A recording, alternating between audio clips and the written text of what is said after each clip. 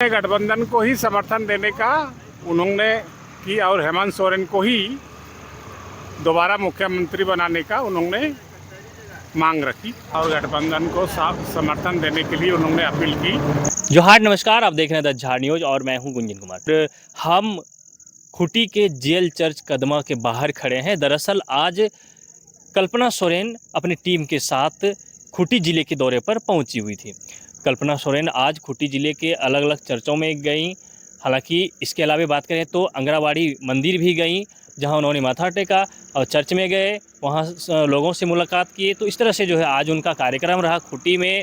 हालांकि कार्यक्रम नहीं है, वो औपचारिक मुलाकात के लिए ऐसे जो है एक भेंट मुलाकात के लिए आई हुई थी और भेंट मुलाकात कर वो वापस गई हैं।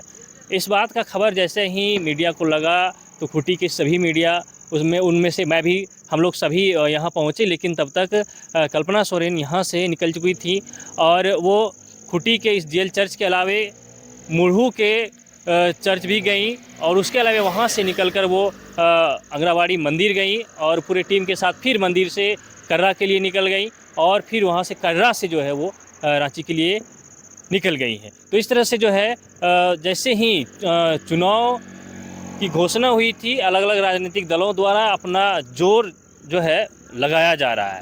हालांकि आज राजनीतिक कार्यक्रम नहीं रहा, लेकिन जिस तरह से लोगों से संपर्क किया जा रहा है तो राजनीतिक से जोड़कर भी देखा जा सकता है।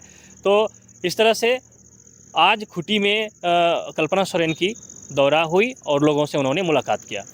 इसी मामले को लेकर खूंटी के एक सोशल वर्कर पांड्या मुंडा जी ने बताया, जो कि कल्पना सोरेन से उन्होंने मुलाकात किया, उनसे बातचीत हुई, तो उन्होंने जो कुछ बताया कि किस तरह से उनके साथ मुलाकात हुई, क्या क्या बातचीत हुई, तो वो भी मैं आपको सुनवाना चाहता हूँ। सुनिए कि पांड्या मुंडा ने कल्पना सोरेन के साथ हुई बातचीत को लेकर क्या कुछ कहा।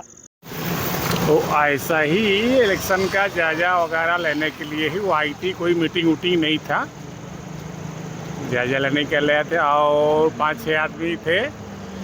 5-6 आदमी में ही बता हुआ और गठबंधन को समर्थन देने के लिए उन्होंने अपील की।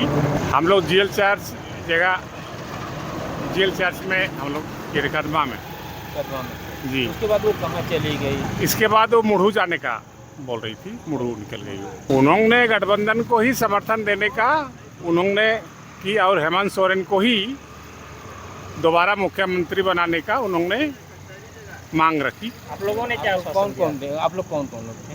हम लोग जेल चर्च के पदाधिकारी लोग गुलशन बोदरा और विशु फादर थे, बिनसाई मुंडा थे। क्या आश्वासन दिए आप लोगों ने?